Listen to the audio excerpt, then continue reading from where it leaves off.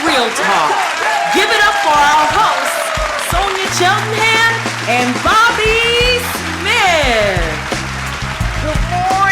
Good morning. No titles. No gimmicks. No judgment. Real people. Real issues. This is Real Talk. So before we get into it and discuss relationships today, I want to give you a quote for the day, something that you can carry with you throughout today. And that quote is, if you can't fly, then run. If you can't run, then walk. If you can't walk, then crawl. But whatever you do, you have to keep moving forward. That's by Dr. Martin Luther King. And that's such an interesting thing. We got to keep on moving, don't we? No matter what's happening. No matter what's going on. And so we were talking about relationships, and I was looking at a post you put up on Facebook where you had really gotten deep and transparent about relationships and some of the things you've struggled with. And I noticed there were some topics in there. But first of all, tell me, what made you want to expose yourself like that? Well, I was sitting there thinking, sometimes how you reflect over marriage, you just reflect over the time you've been married and what you've went through and overcame. And I thought about 15 things that really stuck out to me. And these were things that were necessary to stay married. So I kind of wrote them out, didn't really plan to put them on Facebook, but I'm so glad that I did because it was a great response. And I just pray that they were able to benefit someone. Yeah, people just jumped in and they had questions and comments and high fives. So I pulled some out of there and I thought perhaps we could talk about some of those things. Right. And the first one on the list was communications. Yes. What was your thought on communication? Well, my whole principle or my whole thought was communicate, don't sweep things under the rug. Because what I find out is that when we sweep things under the rug, they're still under the rug.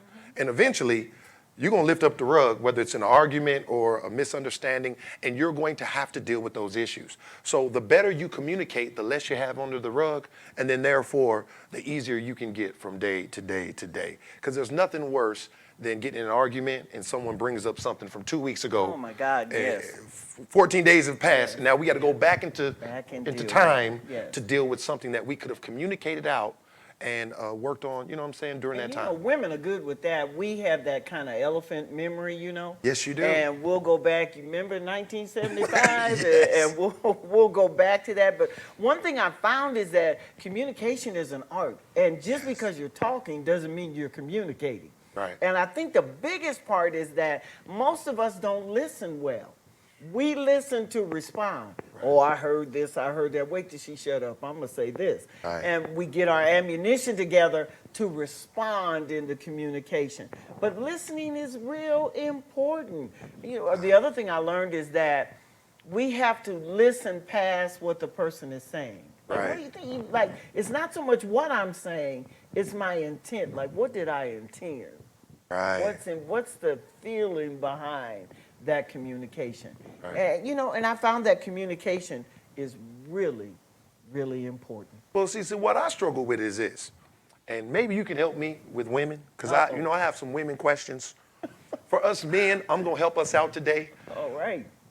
When we talk to you all, and we tell you exactly how we feel, because we're not very complicated, why do women take what we said and then say, this is what you mean?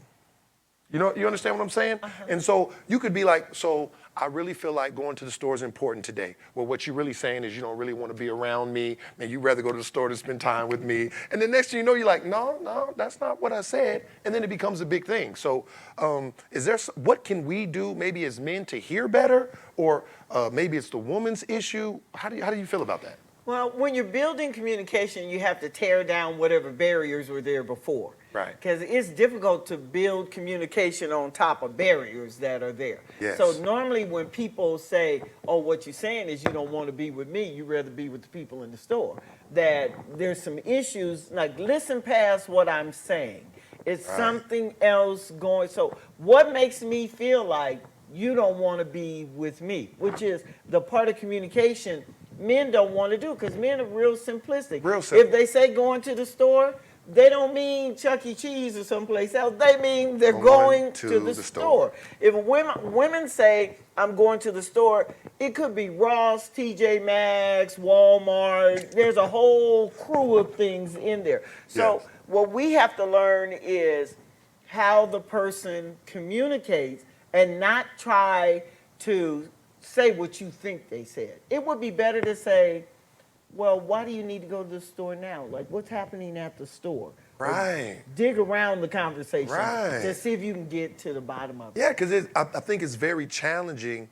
And one of my things is that it makes it tough for you to communicate as a spouse when you're trying to basically say what you mean, and the person is taking it, putting it into their own database and coming up with their own idea of what you meant.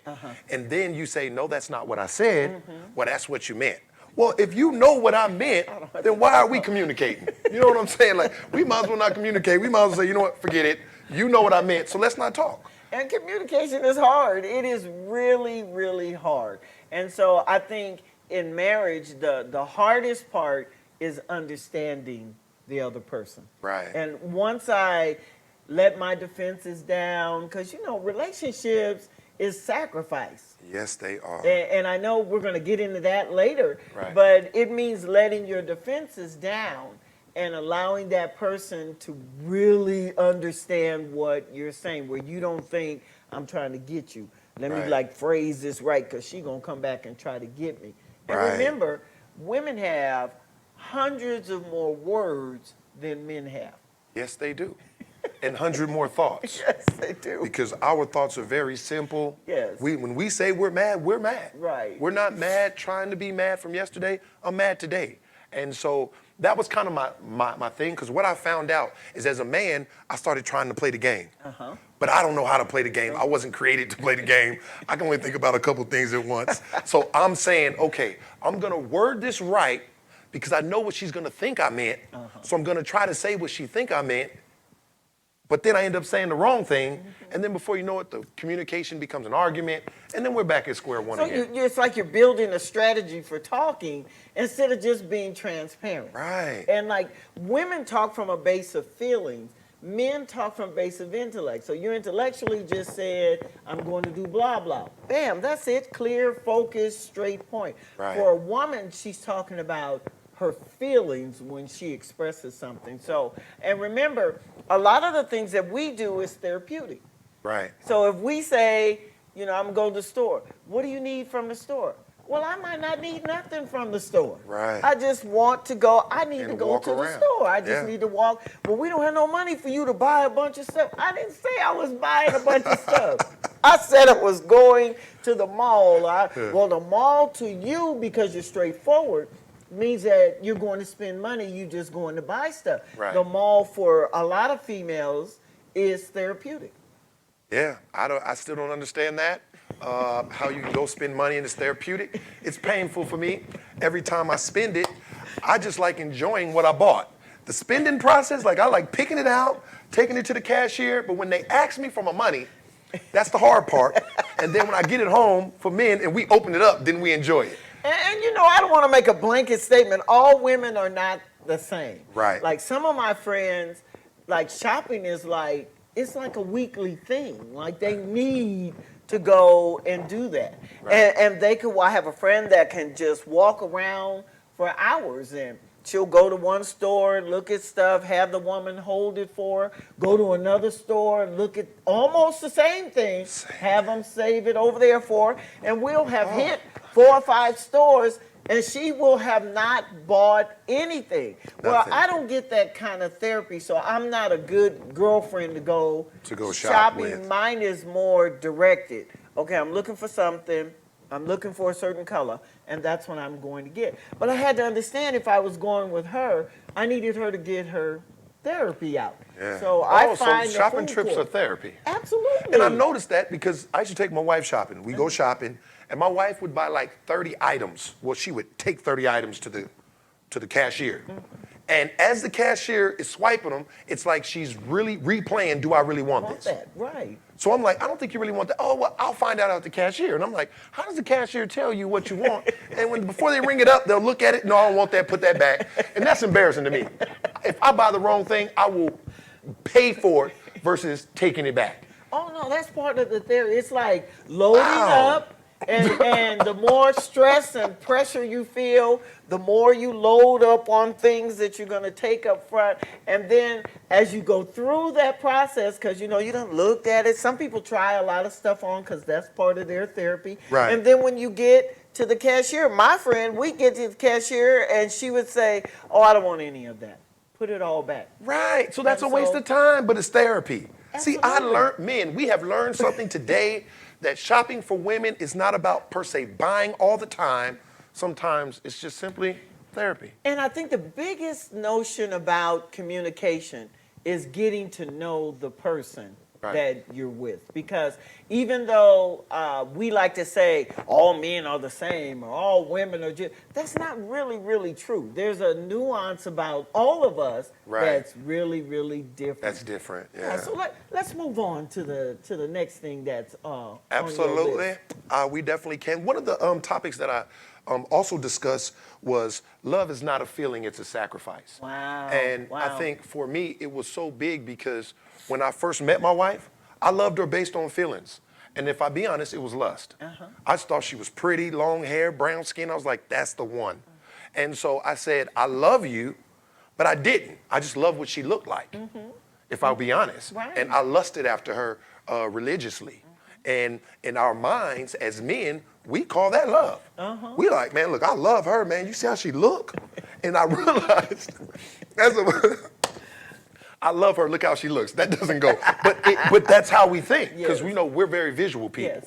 But as I continued in the marriage, what I found out is, man, love is hard work. It is. And it's a sacrifice, and you have to be willing to give of yourself. So how do women look at it as far as love being a sacrifice versus just a work? You know, for us, we are visual too, but we're not visual to the depths that That men we are, correct. So we need to be attracted to people also.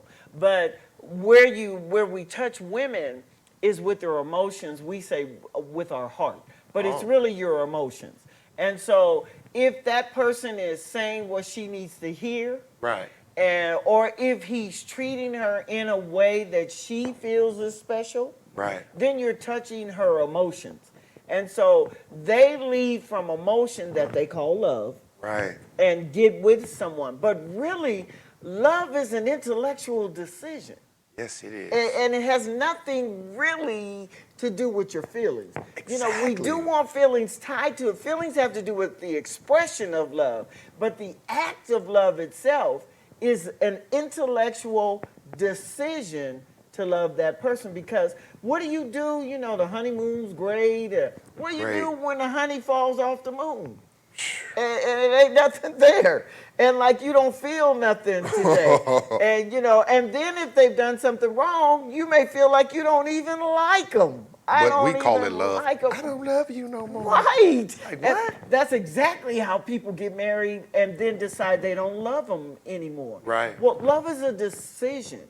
And so if you're going to make decisions and good decisions, they need to be based on reasons that are important to you.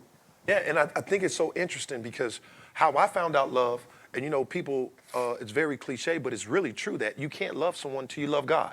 And so I was reading the Bible. This is when I first got saved, and it said, there's no love greater than this, that a man lay down his life for a friend. Right. And when I thought about that, I was like, that's not really a feeling.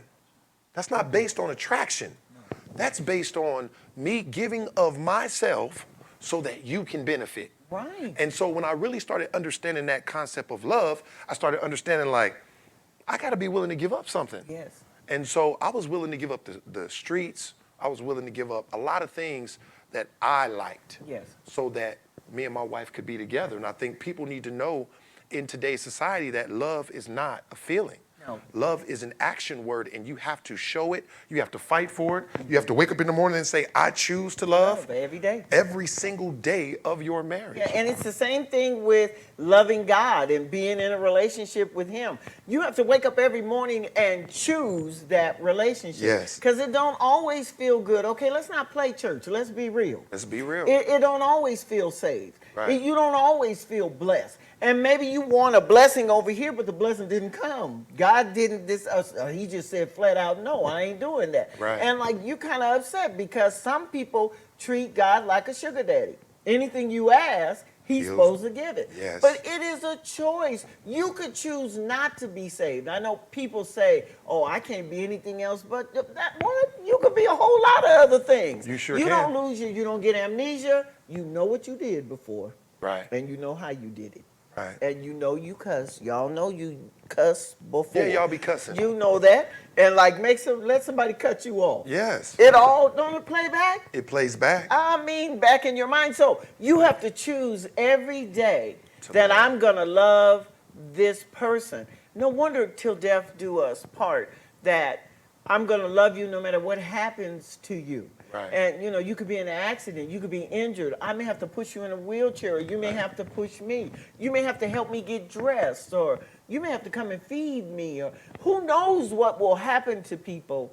You've got to love them and have a friendship with them. That is so that true. you'll lay down. That's the sacrifice. Yeah, laying down, lay down your life. your life.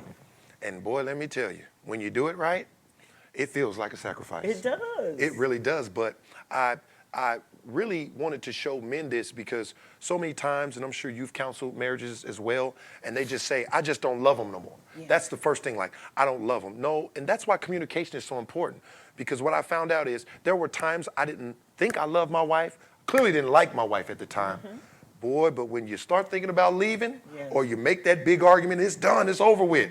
You can't sleep at night. No. You can't eat, you can't think, and that's when Amen. that's when I realized, like, wait a minute, I Your think this is whole love. thing is disturbed. Yeah, I just can't walk away. Right. But I think the communication is important because it'll make you frustrated with love if I can't tell you I don't like the way it's going, Yes. and you charge it to my love. Right, right. Don't charge it to my love. No, charge it to what the situation that we're Yes, dealing with. right. And it's okay to not like someone and love them. Yes. Sometimes. Yes. Because we're not always going to like our spouses. Right, and things happen that causes us to change. Yes. And what we have to understand is when we're in a relationship, we're actually charged with ministering to that person. Right. So I have the obligation of ministering to you out of the abundance of my love. Right. And so that means I need to see about your needs.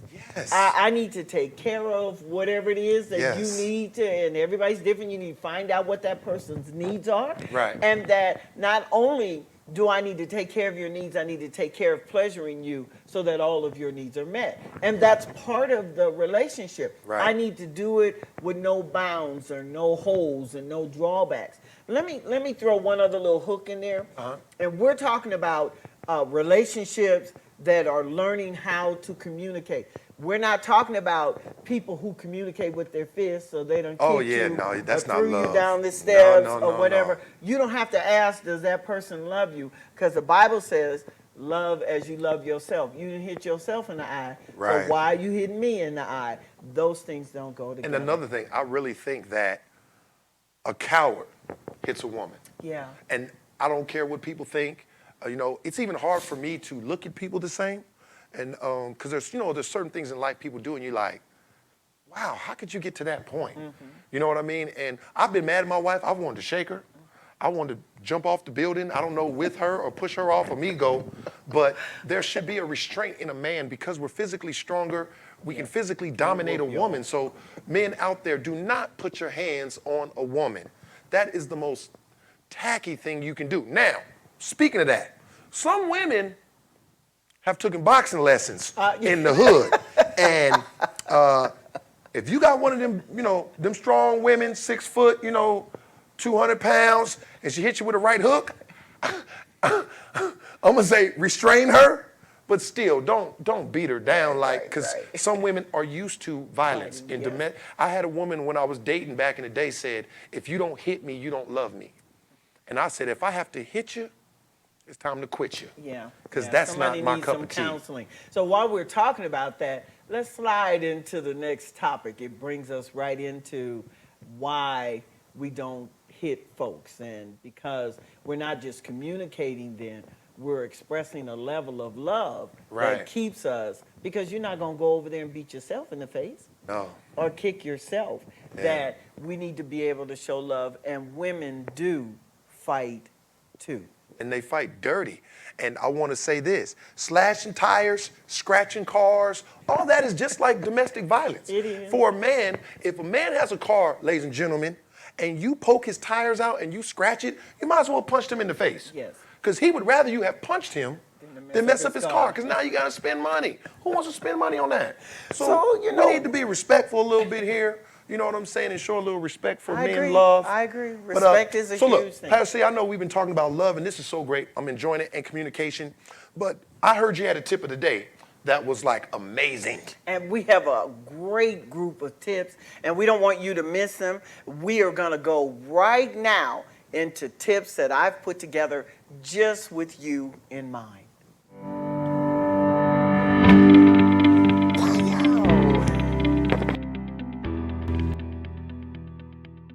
We are going to take a moment of clarity.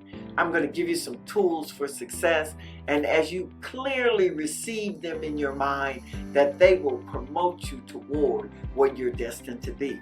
The first one is honor yourself. That you've got to begin with you. All change begins with you. So you've got to respect what your body says, respect where you are in your mind. You have to begin honoring you before you can honor me or anyone else. The second one is be open. Don't be closed off. Don't be shut down where you can't receive the good things that life brings to us. We learn from all circumstances, but you've got to be open to receive it. Receive what people say, receive what goes out of you. Be open so that you can get all that's out there for you. And then my third one is choose your mood. I like to say order your day. Don't live by every whim and any issue or notion. Don't let them determine what your mood or attitude is going to be like. Order your day. Command hope in it. Command joy in it. You have the power to do that. Get clear. This is a moment of clarity. Got questions? Email us at nbrealtalk@gmail.com. Now back to our hosts at Real Talk. Hey guys, welcome back to Real Talk. I hope you enjoyed those tips of the day. Before we get started, we do have something, a gadget here. As you can see, we have our red light buzzer. Now this is really for Pastor C because she loves to Listen to preach that. and dominate conversations. I'm sure her husband can relate. But so if we hit this button, what this button means is that we started preaching. And because we're both preachers by nature, it possibly can happen to us. So if you hear that buzzer, or if you feel like we need to push the buzzer, somebody say, please buzzer, and then that'll let us know that we have went into preaching, because we just simply want to talk. Is that right? Yes, yes. So Pastor C, another one, as we can start to see, a lot of these topics are gelling together. And that's kind of how I envisioned it. One affects another and another. So another topic I talked about was respect. Yes, And that's a heavy huge, topic, and not huge. only respect, but the respect of creating boundaries and then realizing that some things are just simply deal breakers in relationships. Yes, yes. So like if you do this, it's over. Yes. So how do you feel about that when you hear respect, creating boundaries, and deal breakers? You know, what you find is interesting is if you're looking through the Word of God, that the Bible teaches us that men need respect, women need love. But the mystery in that is that part of love is respect, because it's hard for you to love me if you don't respect me. Right. So respect means that I need to give you respect just because of who you are. Right. Just because you're a person, you are given respect. And So I need to do that. So why is it so easy for relationships to lose respect? I've counseled so many people, and it's like they respect strangers more than they respect their spouses. Why is there such a breakdown in that area? When you get in fight mode, everything falls by the wayside. Huh? Like when I feel that you're my adversary instead of my advocate, Wow. then it doesn't matter what I say to you. Wow. You're my enemy. Okay. And so we're in the house together, maybe taking pause breaks to love one another. Then we break out and we fighting again. And like there are passive fighters and then there's aggressive fighters. And it annoys me that women especially will talk awful about their husbands in a group of women and then go home and be with that man that evening. Well, if he's that bad, if he's that dirty, if he's that ugly, why are you going home with that person? And what it shows the group of women you're talking to is that you have no respect for him. You know, I'm glad you said that because I think it's so disrespectful when men or women get around other people. Now, you got to have a best friend. Yes.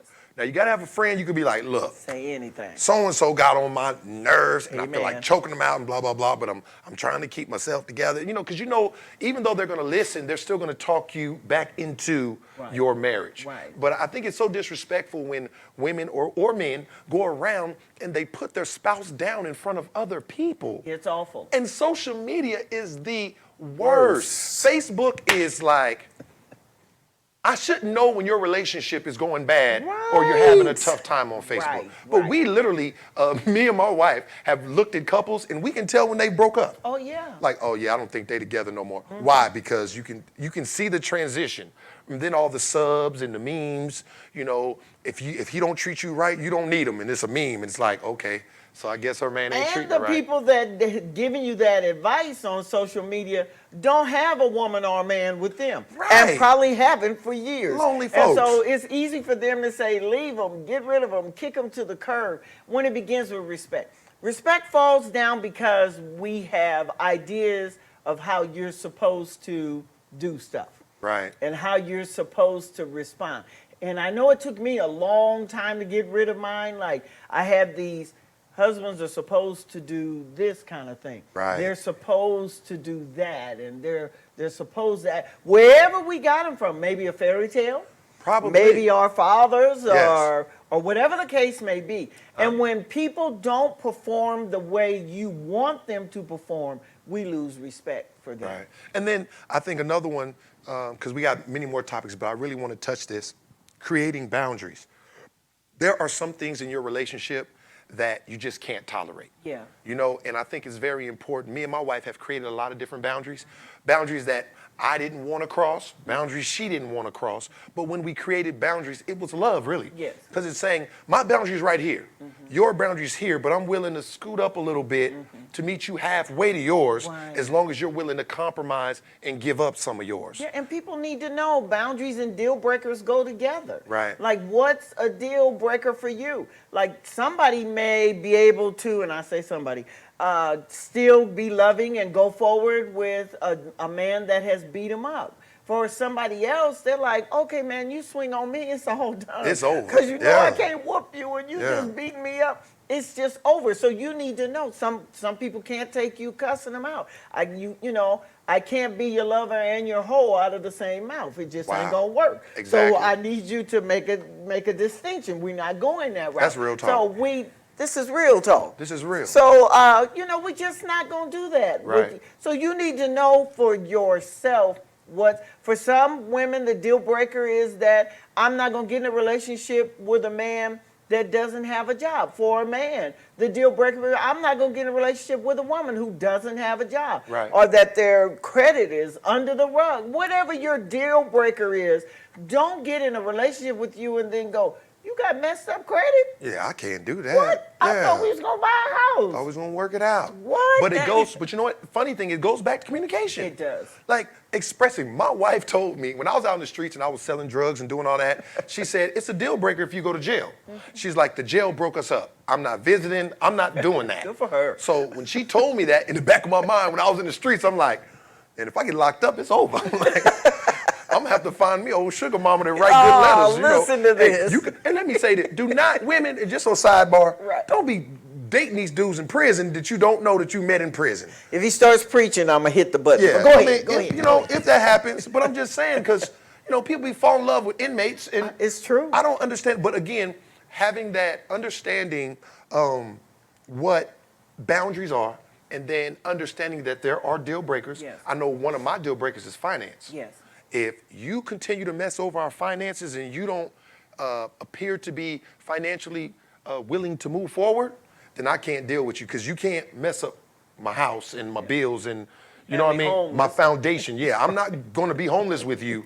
If you mess all our money up and we lose our house, you have to find you somewhere to stay, because I'm going to find me somewhere. This relationship is over. And we need to get that straight up front. Up People front. need to have that conversation up front. Exactly. Because everybody doesn't handle money or finances the same way. Absolutely. There's usually one person in the crew that has a better grasp of finances than the other.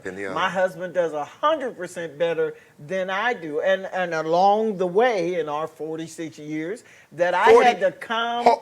46 Don't make me hit the button. years. Don't make me hit it. I say Come on 46 back. years. That's a long time. Come back. That's a half a come century back. almost. Yeah. Oh, You got some wow. See, get ready to experience. get deep. Come back. We got 62 years of experience up here. Now, so you really can't make a mistake that he handles finances well. He don't have a problem with saving. I'll start saving and go, well, we could go and do. Wow, this sounds like I familiar. wanted to get an outfit for this event.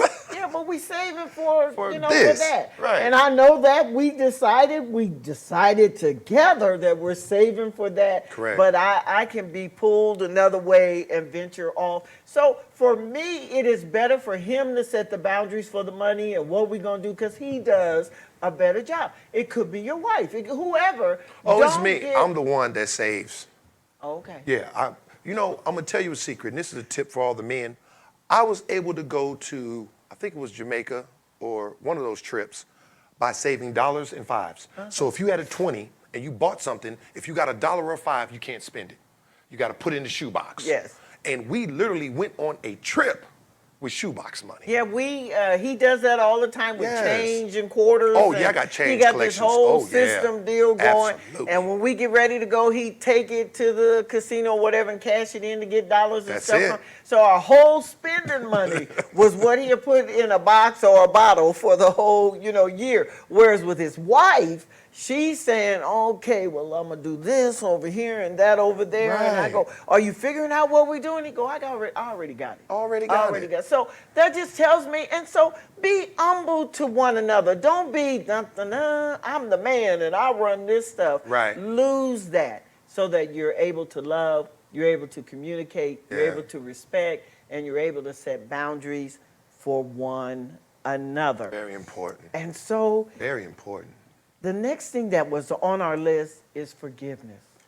Wow. Woo! Forgiveness is huge. Maybe you wouldn't be surprised, but on all areas of our life, I think people don't realize that God has given us the gift not only to receive forgiveness, but to give forgiveness, and it sets free the person Right. who is forgiving. Right.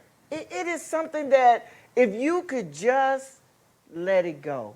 And I think the interesting thing about forgiveness is what you want that person to do to make you feel better is wrong. Yes. You want them to make you feel better, but you're in control. You're in control of how you feel. Yes. And so what I found out is I've held unforgiveness toward my spouse, and at the end of the day, all it really becomes is a cancer in a Yes. sense. Yes. And it just slowly eats at you. And even when you should be happy in the relationship, you find yourself going back to that thing. That's I don't real. even know why I'm happy. Yeah. You sitting at the table eating good and but look what she did in your mind. Yes. And so it traps you and it keeps you in a place. It does. So it's so important. Like one of the greatest lessons I've learned in marriage is be willing to forgive. When we first got married, we were young and we had drug stuff for years and years and years into our marriage. Yes. And we kept it going and it just seemed like you were walking around in a cloud, and then, but once I said, you know what, I am done with this, I forgive you, I'm moving on, nothing changed for her. Well, probably dealing with my attitude and all that, but I was free. Yes. Yeah. And forgiveness is for you. It's not so much for the person that you're telling them, I forgive you. Right. It is absolutely for the person that is doing the forgiving. Correct. And it just frees you. It frees your mind. You can't do forgiveness with conditions. Right. It's got to be free. Gotta Now, be free. I'm not saying that if somebody has physically abused you or stabbed you or whatever the case may be, that forgiveness means that you guys have dinner next week. That is not what I'm saying. Right. Forgiveness means that you let go of the animosity, the bad attitude. And forgiveness also means that you don't have to keep company with that person. Now, that might be hard, but if you are in a place where you can't take the interaction, not them, you can't take the interaction, then you need to let it go and back off until you get in a better place. And then I think too is that when you're dealing with forgiveness, you have to understand that they don't have to say I'm sorry. No, they don't. Even if we come now in marriage, you need an apology because Yes. you're living together. But there are so many people who are saying, I'm not going to forgive them until they apologize. Yes. You do not need a person's apology No. to forgive them. It really starts with you. Yeah, you need no conditions. And I remember I had been in a big fuss with a guy, and we just could not agree to the point where I just had a bad attitude. Whenever the person came into church, I just, and so the Lord was dealing with me. He was dealing with me. I wanted God to get him. I wasn't even praying right. I was praying on him instead of for him. Right. And so I just really want God to beat him down. On him. But when the Lord impressed me that I needed to ask the person to forgive me, first of all, I almost had to go into sackcloth and ashes because I thought I was right. Right. And so what? I ain't asking him that. That must be the devil, I was saying. So when I finally obeyed and went and asked the person, will you forgive me? He said no. I felt like the forgiveness didn't work. Wow. Like it wasn't, because like you said, I expected a proper response. Right. But me gaining or asking for forgiveness was for me. Right. So that me and God could have a good relationship. He on his own. He on his own. His response was up to him. And he had to deal with the consequences of his response. And I think for me, it's almost been kind of the opposite, where people have done things to me, and regardless, church folks, they'll do something to you and then leave your church, and then when you see them a year later in Walmart, Right. all they remember is where they left. Right. But once I realized that I had already forgiven them, I was able to greet them, hey, how you doing? Yes. But they're still stuck like, oh, I wronged them. Right. So right. when it's like that hesitant, like, oh, how is he going to respond? Right. But I've learned to forgive quick. Yes. Now, there are certain things, and I want to bring this up, is that you can't forgive right away. A lot of people, they think because they say the word, I forgive you, that they really forgiven. Yes. The truth of the matter is, don't say the word until you mean it. Relationships go through so much, and I know that I went through so much in my relationship, me and my wife doing the same thing to each other, because then you're arguing, and then you say, I thought you forgave me for that. And they're like, I did, but, okay, so when you say but, that means you didn't forgive me, because now you're adding it as a support for this new argument that we have. Right. So forgiveness has to be real, and it's okay to process first. Yes. And then say, I forgive you. Or even say, you know what, I need some time. Yes. Because I want my apology to be real. You need it to be real. Has to be real. Yeah, absolutely. And so you take the boundaries off of it. Don't try to prescribe the behavior of the person that you're going to. Let them deal with whatever it is, because they've got stuff in their mind too. Right. They have stuff on their heart. Let them deal with whatever's going on. You just do your part. But Exactly. I understand Yeah, that you got it's some tough. more tips for us today. Yeah, whew, that forgiveness Yeah. is tough. Let me get, Yeah, I'm going to try to breathe- transition. Breathe in, breathe out. Woosah. Because once you forgive, it's just, life is so much better. And then you look at people and you say, hey, you should be forgiven. Just forgive them. And they like, I don't understand. Until you practice it, Till you then you practice go. that forgiveness. But moving right We got a along. station break. Yes, I got some awesome tips for men's health. And so these are my simple tips of the day for men. Let's have it. Let's have it. Hello, my name is Bobby Smith, and this is your tip of the day. And I want to let you know that the truth of the matter is this: we need to get checked. Prostate cancer is a serious situation. 160,000 men are diagnosed every single year with prostate cancer. 1 in 9 will actually die. The prostate is a very serious thing, and if you are at the ages of 40, between 40 and 50, it's very important that you go to your doctor and you get checked. I know it's a very tough thing. We know where the prostate is located, and I know it can be a very uncomfortable exam, but the truth of the matter is that exam can save your life.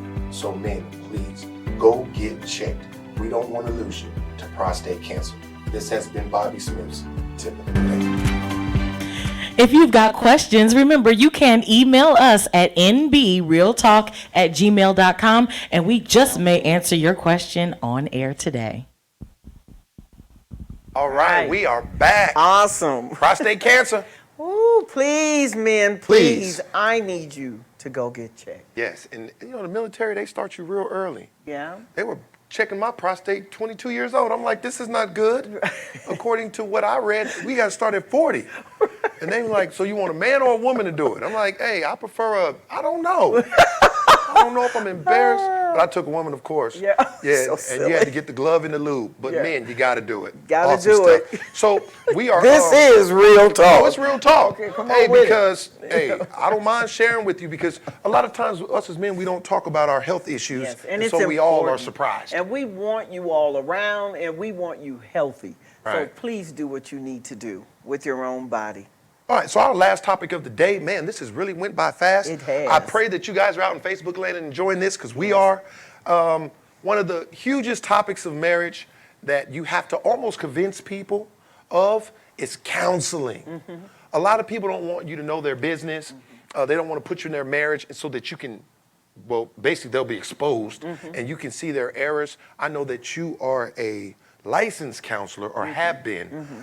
How do you feel about the importance of counseling in marriage? Yeah, I'm keen on counseling. It took me a while to get there because, you know, our people Yes. don't do well with that Don't deal. do well. And it took me a while to get to, I was one of those church folks that felt like God was end all. And I do believe that the Lord and the Holy Ghost is an inward therapist, but Right. you got to let him too. Right. So you can have him and not let him change your life. And so with counseling, I think counseling needs to begin from the beginning, Right. from the foundation. If you're going to Premarital. have a good relationship, Yeah. you need some premarital counseling. Absolutely. And you need a counselor who's not afraid to talk about every single area of the relationship. Not just going to your friend or minister or whatever that say y'all like each other and you love God and, well, you like each other, you love God, you good. And I'm telling you, you are not good. That you need to sit down with someone who's going to pull apart the things that you believe. Because your belief system is what establishes the foundation for your relationship. Okay, and so I think the best counseling to do is premarital. Absolutely. Because they don't hate each other yet, right? And they haven't. They're open. Yeah, they're open. And they're still in the puppy love phase. Yeah. And then you hit real topics.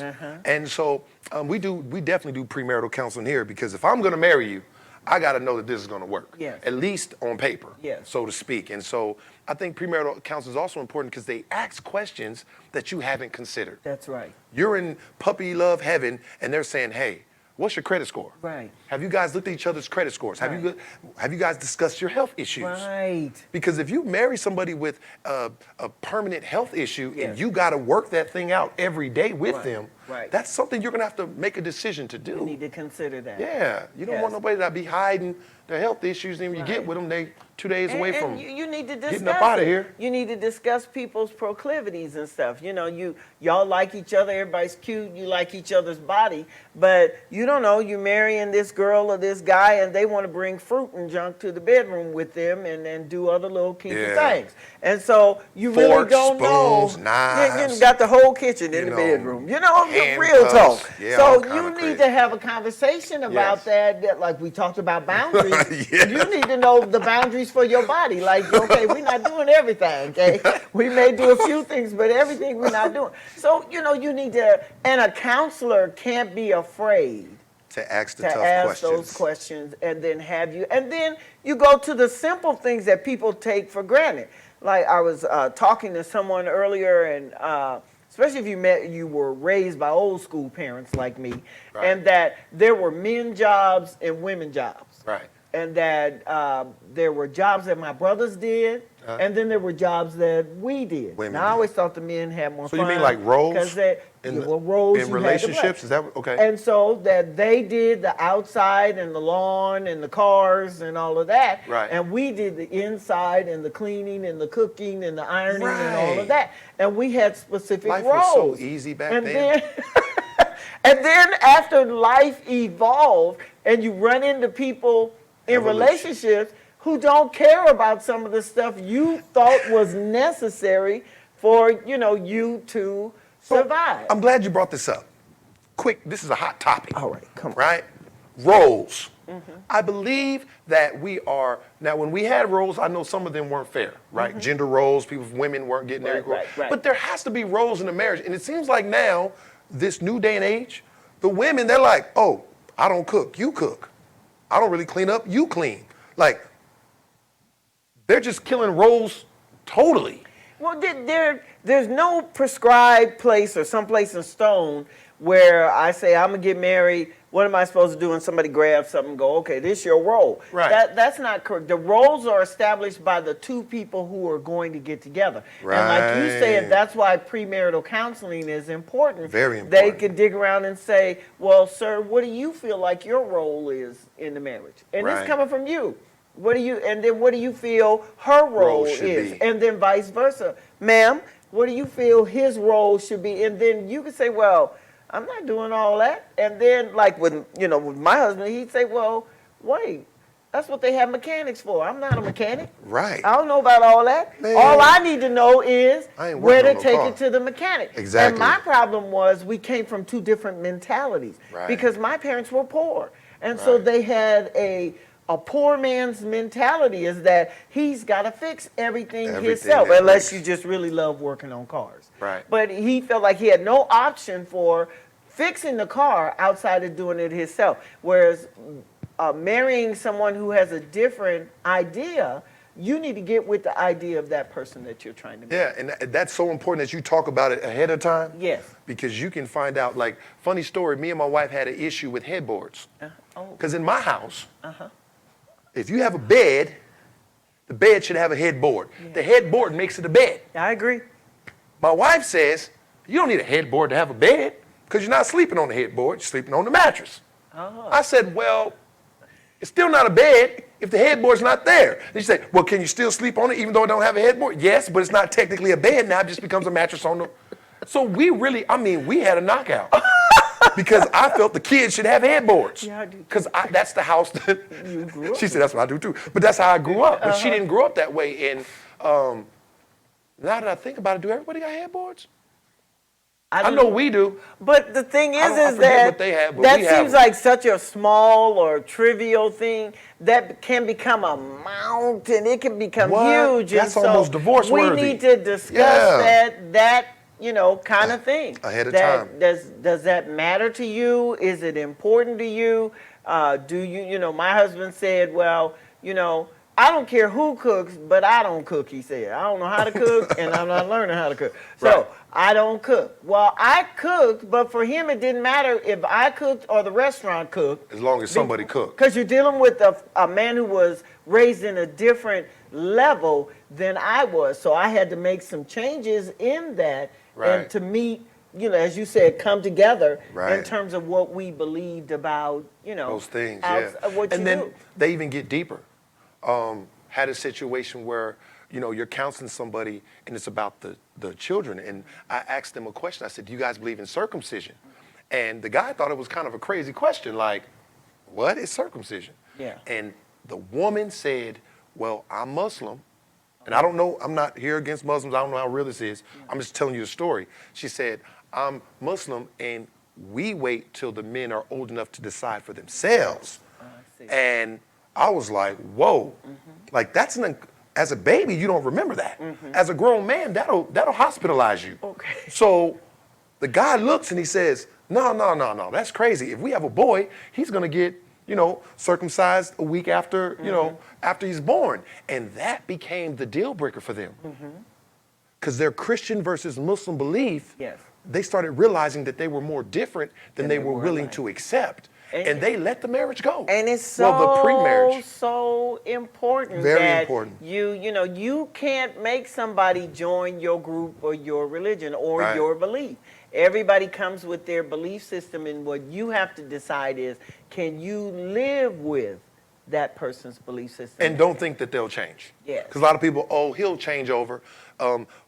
Christian women date, men that are not Christians, and they say, oh, he'll move over. They don't move over. No, you're going to end up in trouble, and you're going to end Trouble, up trouble, frustrated. trouble. Yeah. And so, we've got a few questions from our onlookers, and so if you have questions, be sure to put them out there as we move forward. So Yeah. But- it's I wanted to hit one more thing on this counseling thing that really kind of got me, kind of startled me a little bit, and it was about how do you feel about marrying people broke? Like, the hardest thing I can do is when I marry two people that I know are broke and their credit scores are not in place, and you really can't see a future with them establishing themselves as a married couple financially. How do you feel about that? Okay, from my perspective, if people come to me for premarital counseling, Right. that it spans about 6 months or so. Right. And so as we go through the counseling process, part of that process is you building goals for the success of the marriage business. I can understand So now when I got married, and I think I was 19 and Ed wasn't too much older, we was both broke. Right. So, we just was. Now, he was better off than I was. I was still in college. He had a job. And so everything was based on his ability to take care of the two of us. Right. But like if you 39 or Yeah, I'm 45. talking about that age, like you and already you established broke, and you got and you don't have kids. no job and y'all done had kids. And so that's a pain point Yes. that we need to discuss in there, because if you're doing bad by yourself, you don't want to do bad together. Exactly. And so we need to make, now I wouldn't say don't get married, y'all just terrible. But what we do have to do, we got to have a come to Jesus meeting, and we need to determine the business part.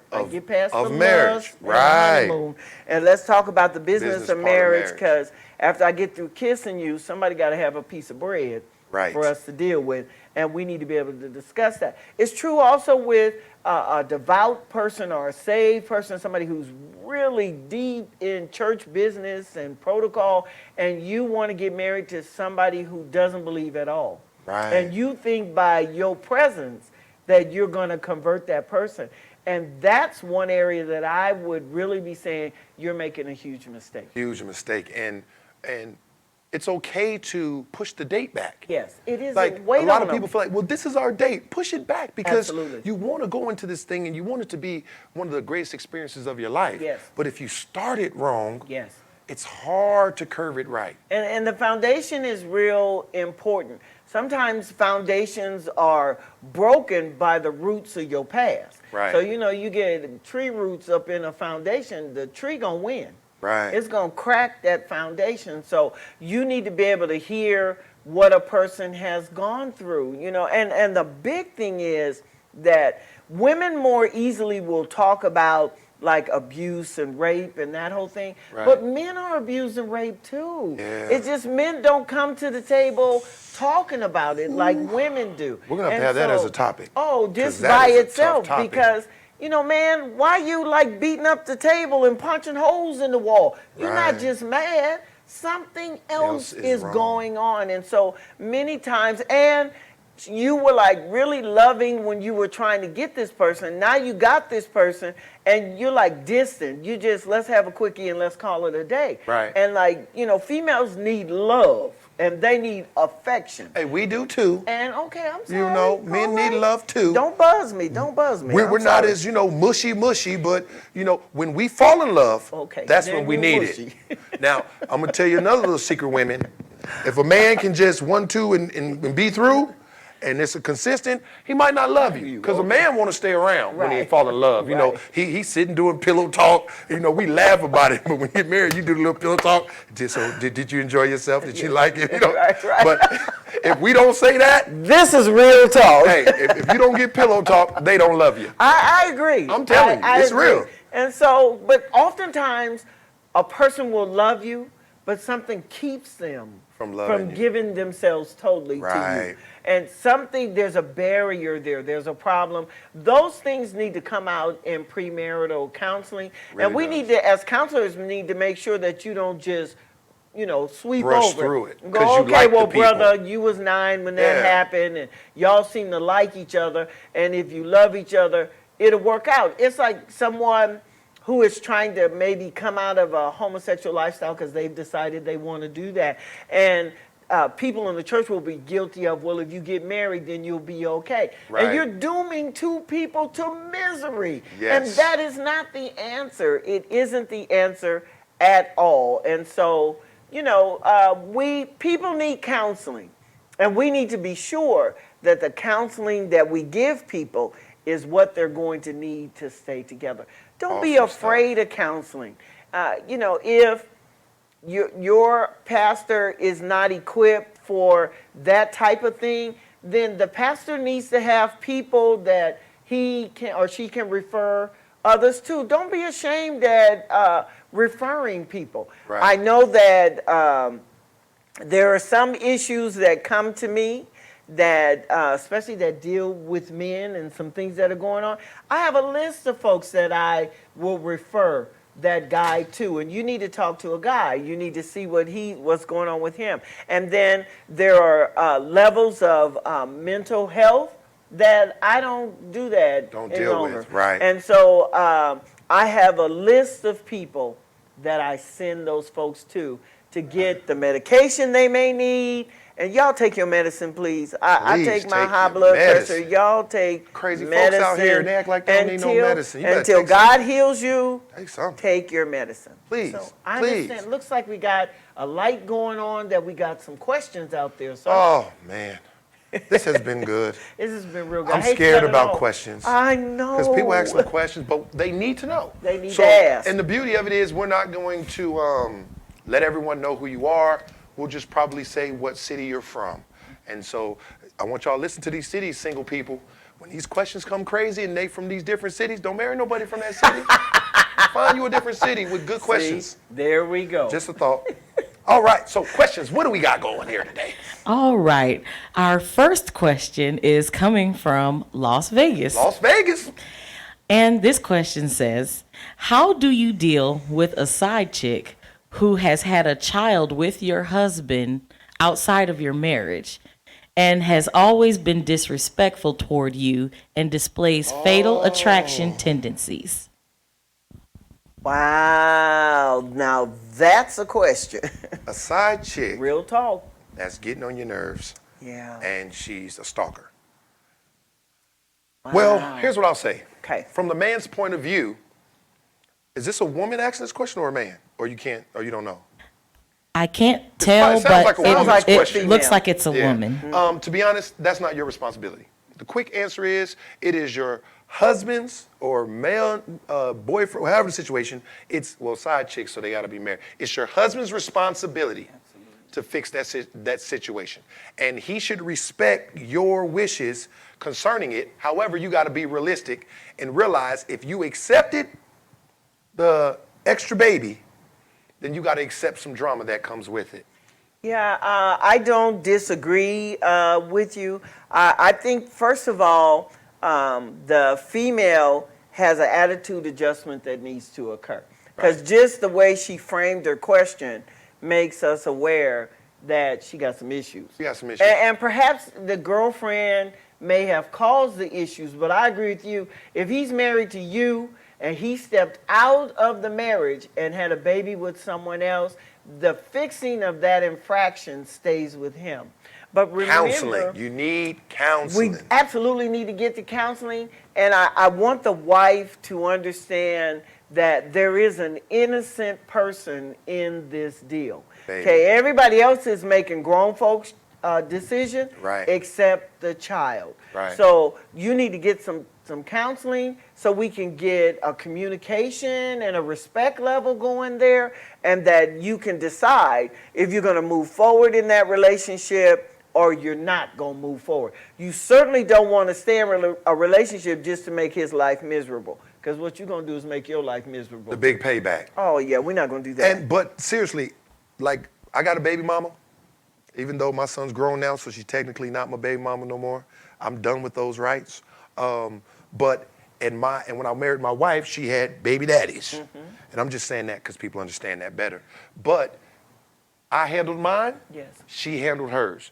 We communicated, discussed what we could work with. Amen. And what were deal breakers. Yes. And that's what you have to do. But as a man, I couldn't let the side chick destroy my marriage. Amen. And I agree. even if it meant not seeing my child. Yeah.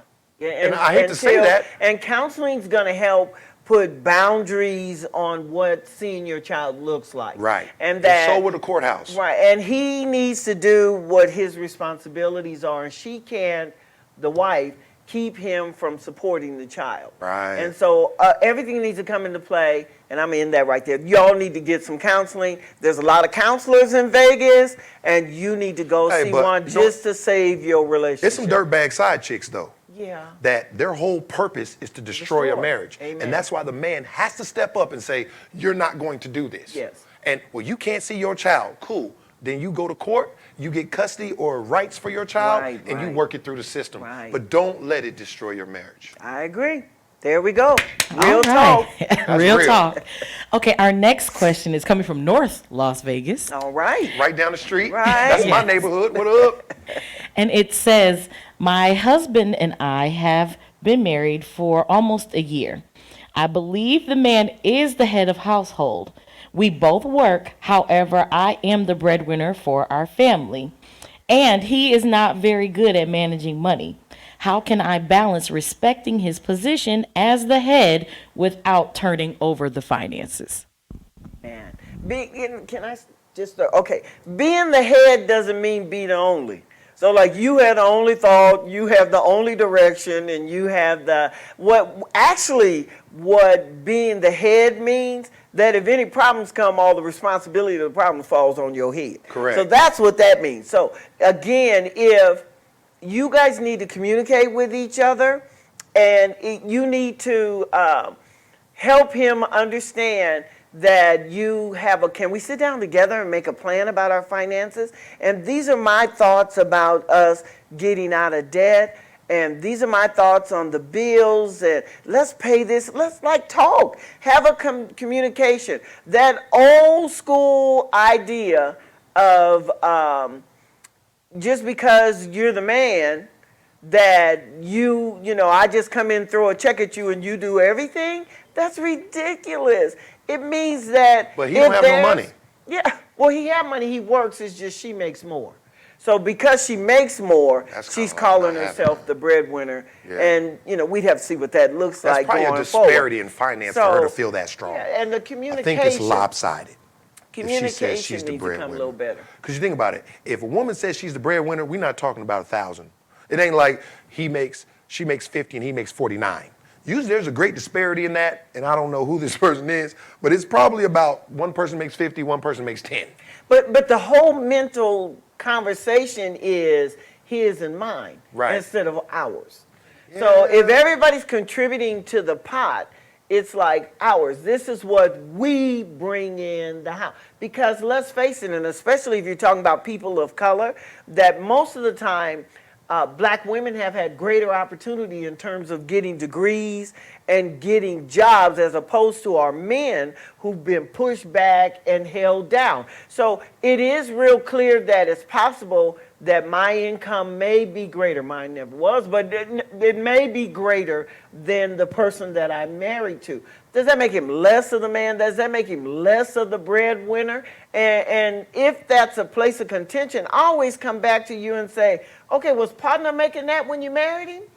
He probably was. Okay, so like your whole terminology is off. If the issue isn't you're the breadwinner and so that qualifies you to determine where money gets spent, that ain't true. What qualifies you is that y'all sit down and make a plan that's going to be best for the whole family together. And that sounds really good. It does. That's an amazing thought. It does. But I want to say this to the men. You can't pimp your wife. Okay, man. And what I mean by that is she has a great job, so you become less motivated. Oh, I agree. To, because you got to remember, there are men that are just at this level. They never going to get Never higher. gonna get higher. And if they meet a woman, they hit the jackpot, they meet a woman with ambition and goals, then it becomes like, well, I'll just, I don't have ambition anyway, so I'll stay right here. I'll let her go work and make all the money, and then I tell her how we're going to dictate the money. Okay. So I think it has to be even. Yes. And even for me, like my wife makes good money. I can't act like she doesn't have a say in the finances because she's bringing them in. Right. So I can't dictate the finances. However, as long as we're doing it together, but we also understand the man has to hold his weight. And that's where that counseling came in. Exactly. The premarital counseling. Absolutely. Like your goals need to be in there. In there. And so if you have goals like we had always talked about traveling the world, cruising all over the place. We still got that bucket list of a 30-day cruise around the world. 30 days. And we're going to get that, baby. But however, the thing is that 30? we have to figure out how we... A month? A whole month. Y'all gonna come back fish. I don't think humans should be in the water 30 days stop straight. at ports. There's ports. You Oh, okay. stop Why along would the she stop? way I'm at like, different 30 places. days? But we love the ocean. That was our goal. It may not be everybody's goal, but that was ours. And so he couldn't just go, okay, well, I'm going to sit back. I'm going to kick back at home, put my feet up and go, figure it out, honey. How we going to make this trip? Right. We both have to gotta struggle work and get, together. and it would be if you want to get a house or whatever the case may be.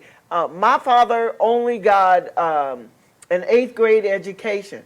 But and so that limited him in what he was able to go and do. Right. Now his intellect was really great, but he had no degrees or whatever behind that. And so he worked construction most of my life.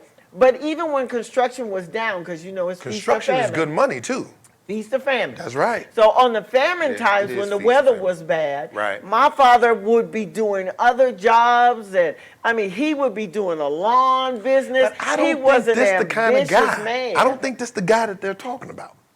Well, I think this guy, because think about it, if he was a hustler and he had ambition, like I was saying, then she wouldn't be able to throw the money thing in his face. Women throw that in men's faces when they don't feel like the man is ambitious enough. okay, but I'm going to circle back. Now, I'm not trying to give him a way out, but please I'm don't. going to circle back to the Marital. counseling. Right. That your ambitions and goals need to be established up front. Now, if partner tell you, I've always been in construction, and that's, I like it. I ain't doing nothing past that. We work when we work, and then we don't have no Well, work. when you feast, you and better I save. just, You better get that shoebox. So she needs to decide, can you live? With that. Believe what he is saying. Don't think that you're going to make this person an entrepreneur if he doesn't have that type of mind.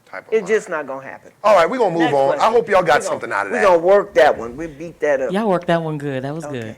Okay, so the next question, this one doesn't have a place on it. Let's but make up a place. This is from Anchorage, Alaska. There we go. To Alaska.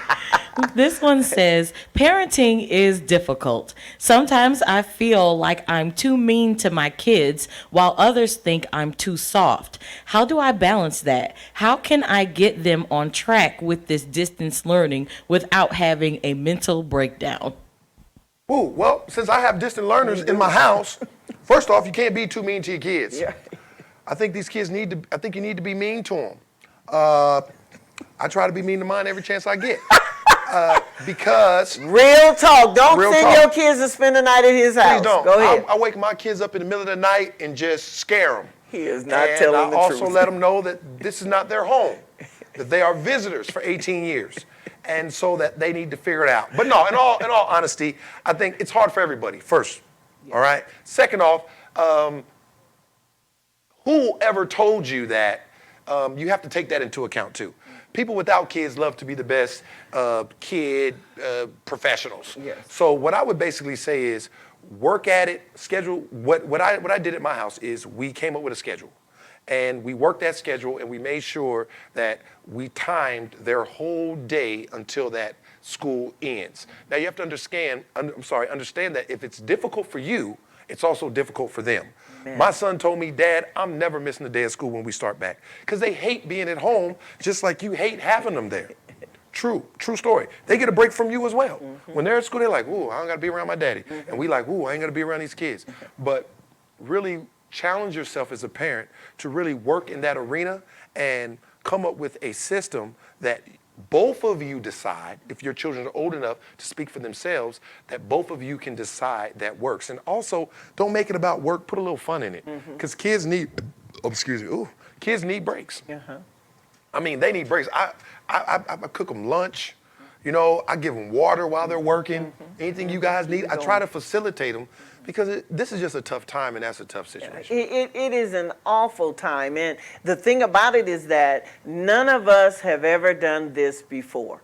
We've Right. never done COVID before. We've never done a shutdown before. And so we don't have like a prescribed way for you to do this because we've never done this before. But I agree, kids need boundaries and they need a routine. And the routine needs to be the same every single day. That's the thing about school. The routine is the same. Every day you go to school, you have to establish a routine. If you work, you have a routine at work. Right. And you do the same routine the same way every day. Establish that with your kids and give them some grace. If you give them grace, you're going to give yourself some grace.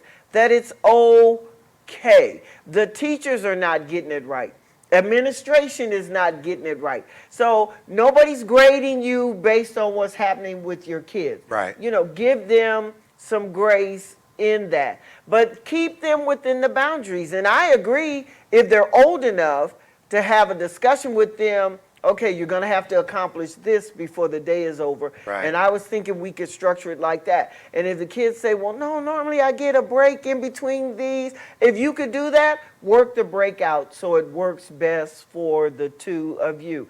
And for little children, you got to give more breaks. More breaks. Their attention span is just not there. And consider, if they won't do it for you, consider a teacher with 30 to 40 students, Yeah. just like your baby, And you know what? in the class. I was going to say that. All you people who are hard on these teachers, wake up. Yes. They got to deal with these kids every single day. Yes. And understand now, when they go back to school, you should have an appreciation Yes. for every teacher. I want to give a shout out to Canyon Springs High School and Somerset, Losi, because they're doing an excellent job. Yes. And teachers, if no one's ever told you all, we appreciate you. Parents just got a lot of stress, and you guys are just a door to take it out on. All teachers aren't good, but I believe 90% of teachers are awesome. And so, And you know, don't be mean to the kids because you're the grown person. That's not right. That you mad, you stressed, you mean. So you need to, Mad, take stressed, a you break mean. yourself. Like, get a break. Is there another family member who could come and take over for a few hours while you go breathe or go Right. jog around the block? Or if it's recess time for the kids, you take a recess too. Yes. And go do something else so you can, get away, from them. But our answer away would from be, them. you got to get away. Sometimes you Gotta got to get get away. away from Boy, people I need to and, get and away. adults. I But love y'all. have a plan, have a routine, take a break. Definitely. That's our suggestions for that. how many more questions we got? We got one more. One All more right. question. Yep. Think I can? I think Oh, I can. no. Love your children. It's Love okay. them. And stop listening to everybody else. Right, They- it's they your don't live house. with you. Make rules for your Yeah. house. Okay, correction. We got two more. I have Two one more more pop questions. up. We're gonna So try to make it first shorter. one. Yep, real quick. This one is from no city, but Texas. Texas, Yes. the big state. My boyfriend and Everything I, is big in Texas. my boyfriend and I have been together for 1 year. Boyfriend. We love each other Love. and we want to be together. However, we are both from broken families and we have no desire to get married. We also want to live together, but we have been told it's wrong. Is it still better to marry than to burn? Absolutely. Like, look, One thing that you can't do is build your future off someone else's past mistakes. I grew up in a broken family. My father left our family. That doesn't mean I'm going to leave mine. So the benefits of marriage go past boyfriend and girlfriend. So for instance, boyfriend, girlfriends out there, if you guys are just boyfriend and girlfriend and something ever happens to one of you all, that person doesn't have a say concerning you. If one of you pass away, you don't have a say concerning their stuff. That all belongs now to their mother, their father, their cousin, or their next of kin. Marriage is a beautiful thing if it's done correctly. The problem is that we're not educated on marriage. A lot of people, we have this thing in the black community that says what goes on in your house stays in your house. So counseling doesn't fit into that equation. But marriage is a beautiful thing, and there are people who have been married for a long time who have been through the ups and downs, because we go through that even if you're boyfriend and girlfriend. But the togetherness and the laws that affect marriage are extremely important. And I know this is off topic, but that's why the gay community want to be married, because they realize they become these partners. And then as soon as the person dies, the family comes in, swoops it all, because we didn't like what y'all was doing anyway. They take all the stuff and move on. That's a whole nother story. But the motive is that it does give you rights by law to be in that person's life. And if you're the person spending the most time, you guys are working together to build this, it's not fair for someone to be able to come in and just take it away. Me and my wife, we are married, but we really look at it as a life partnership. Yes. We're in this thing together forever. Yes. And so you don't have to view it as your family's mistakes or their family's mistakes. You guys be the example of what right looks like. And I agree, we are the product of our upbringing. We really are. And we carry the mistakes that were made in the families that we were raised in. But just like people who have decided they're going to take their relationship to the next level, they get counseling. People who are dating can get counseling. It's like premarital is what we call it, but it's like pre-commitment counseling that you need to get, because on some level you want to become committed. If you all are going to get a place together or whatever your next step is to live together, you're making a commitment to another person that you're not going to have a foundation for, which is what Pastor Bobby's talking about, that you're not going to be able to do anything with that after some years of staying with that person. So the thing is that if you and that person were going to establish a business, you wouldn't do it without a license. Not only would you not do it without a license, you wouldn't do it without a contract, because everybody needs an idea of their role in that business, and you build that business. You don't always agree with your business partner. Right. You don't always get along with them, but you have same goals, same objective, trying to get this to the same place. And last but not least, the Bible has specific blessings for people who are married that you will never be able to touch, because you didn't make that covenant connection with one another. Absolutely. And I want to say this one more thing before Pastor C get to preaching. I know y'all heard her preaching voice kick in. Hit the button. That's why I was almost there. But marriage, I think marriage is such a beautiful thing that It is. you have to understand, marriage is like church in the sense of people only talk about it when it goes wrong. Amen. Because people are not, if people really were honest and they posted all the good stuff, you would see that the good days outweigh the bad days. They do. It's just that they only talk about it when it's bad. Yes. So be not deceived. Yes. Marriage is an awesome thing, and you can look back and see everything you've built. You get to see your family, a tree. Like now I got grandbabies. It's just a beautiful thing. It is. But as long as, this is one thing I was going to say. You can get out of a boyfriend, girlfriend real quick. Yes. Walk off and leave them. Marriage, you don't get off that easy. Yes. We done built all this and you just going, I'm out. No, man, we got to get a divorce. Yes. And that comes with stuff like child support and Alimony. alimony. And so there's things that you've built together. Don't let somebody off easy like that so they can just, I'm out, and walk away and you stuck. You better sign them papers. Yeah. Amen. Well, we got one last question. One last question. And this one is from North Las Vegas again. North Town. And it says, I am single I want a serious relationship. How do I begin to date? I haven't dated in years, been divorced twice. Whoa. I don't want to jump into a relationship just because they say they love me or be gullible. Right. Where do I meet men I know in church, LOL, and are dating sites necessarily okay? I keep getting the player ones or the great pretenders. Wow. I wouldn't say that just off the cuff that church is the ideal place to meet somebody. Not Now, necessarily. I would say that it probably trumps some of the other places you may go to. But just because a person is in church or go to church doesn't make them qualified for a great relationship. And the thing is that being single, you're in a great spot, you're in a good place. Dating is so hard. My heart goes out to anybody in this era, 21st century, think so? trying to date. I think it's just I would- awful. I think you can be a pro at it if you do it right. But How many I more think, women there are than men? If you're a single man, you would be doing great right now. my thought on that, I real think talk, so. my thought on it is that I think before you are ready to date someone, that you need to turn in and figure out who you are. Absolutely. Otherwise, you said you've had 2 divorces. 0 for So 2. on some level, you made a mistake, I guess, with those people. So if you did it twice, it means you're repeating the same thing again. And so you need to find out what your motivators are. Like, what are you looking for? Like, what do you want?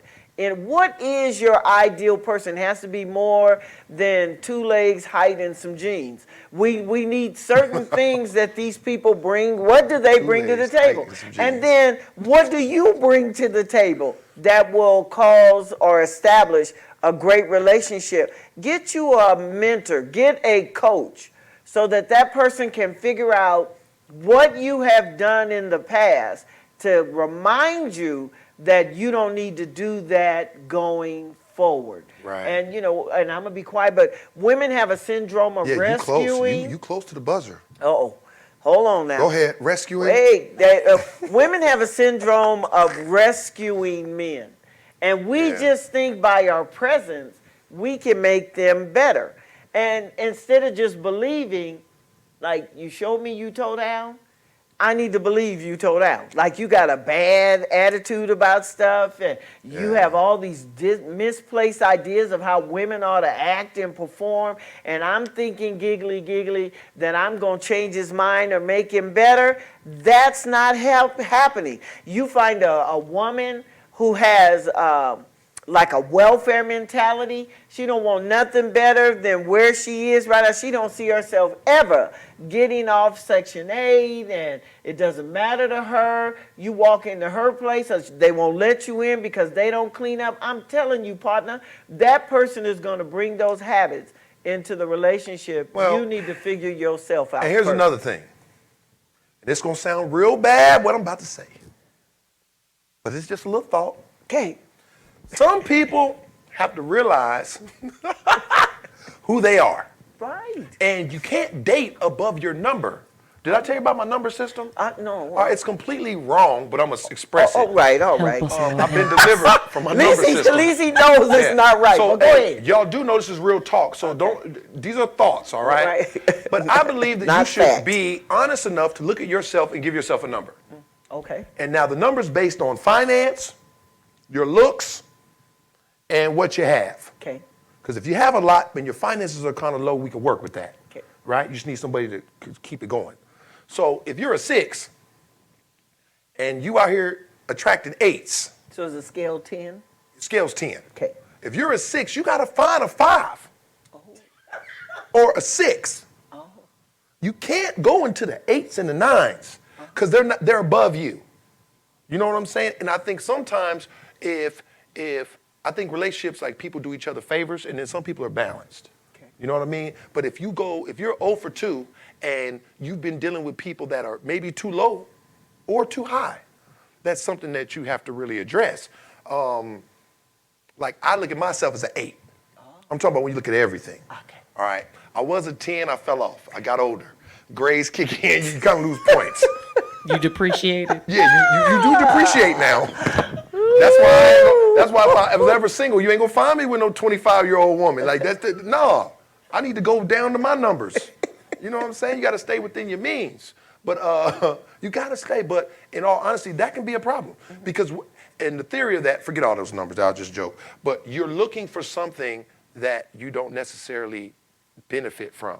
And sometimes we want this perfect person, or we have this list of all these things we want this person to be, but that person comes with a lot of extras. Yes. I want this tall, dark, handsome man with a nice car and this and that. Yeah, but he's also a player, a dog. Find you an ugly man. That's what I suggest. You go find you a 2 that got 10-level stuff. You've seen the disclaimer where it says that the station doesn't ascribe to what the person is putting out there. If you get a 2, that's about where I am. But look at this. If you get a 2, he will be in awe of you.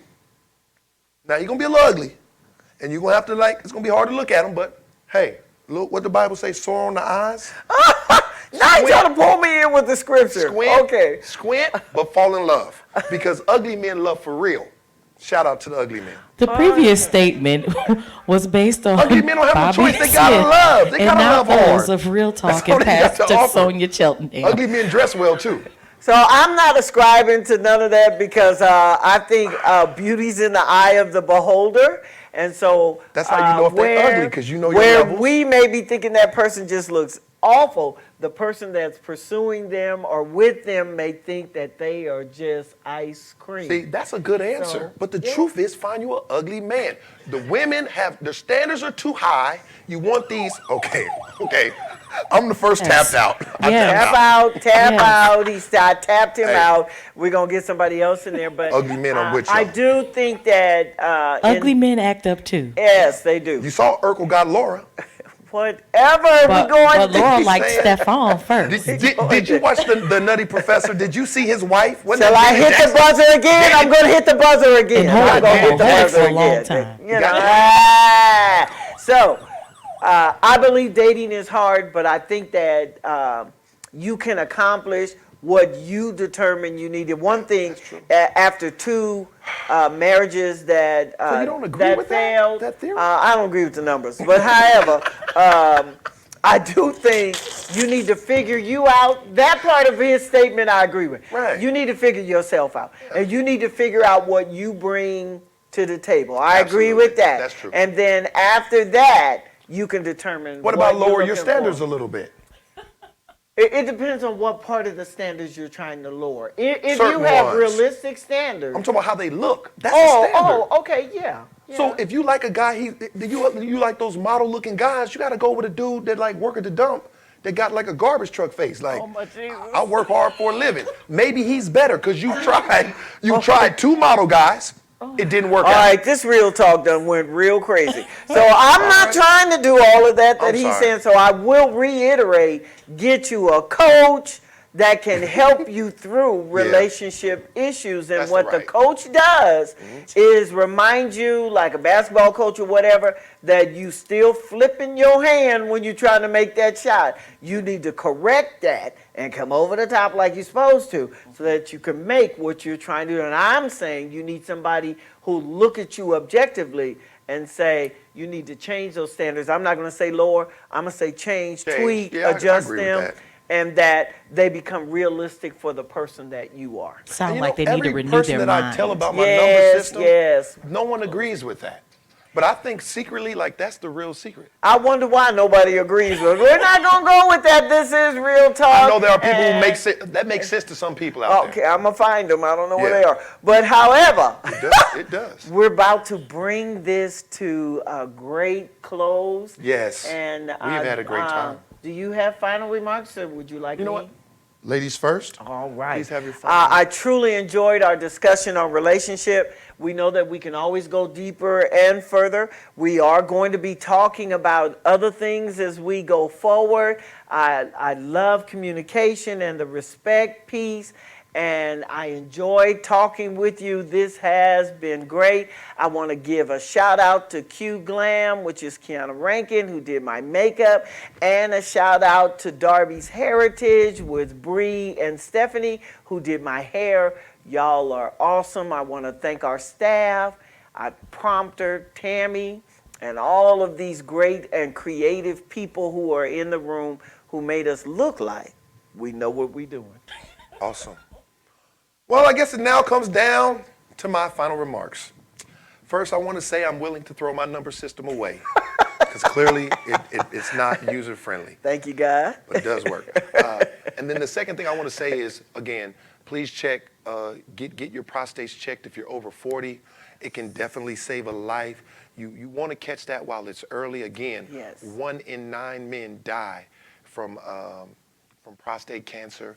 I'm sorry, 1 in 9 men, die, and 1 in 9 men are diagnosed, and 1 in 41 men die. So that's very important. I know we laugh and joke a little bit about relationships, but the truth of the matter is these topics are very important. They are. And they really are designed to keep relationships going. I do want to give a couple shout outs. Again, I want to give a shout out to all the teachers that are working tirelessly and effortlessly absolutely. To make this thing happen. Yes. I got a chance to look at my son's stuff, and it's tough. Yes. It's even tough to preach with no audience. So I Yes. can only imagine what it is to teach and look at faces on a computer screen. So I want to give a shout out to the teachers and let you know that we Yes. love you guys. Praying We for y'all. appreciate you. I want to give a shout out to my Super 7 for holding me down. I appreciate them. I want to give a shout out to my whole media team for definitely making this possible. Absolutely. I want to give a shout out to Mr. Ed in the audience. Oh, Bingo. my See, I looked out baby, even when your wife my wouldn't. Just baby, write that in the middle my notes. Just middle baby. notes. And again, I love you, my wife, LaShawn Smith. You are the air that I breathe. With that, how do we end this? I guess we start this with is the end of that. Then this no is titles? no titles, no gimmicks. no gimmicks, no judgment. I don't know what we're Real doing. people, real issues. This is Real Talk. God bless you guys. Bless you. Thank you for being here. See you soon. Thank you for tuning in to Real Talk. If you have any questions or subjects you would like to be addressed at Real Talk, send them to nbrealtalk@gmail.com. Thanks for tuning in. You have a blessed day. Woo! Don't co-sign it. Don't co-sign. We got to go home.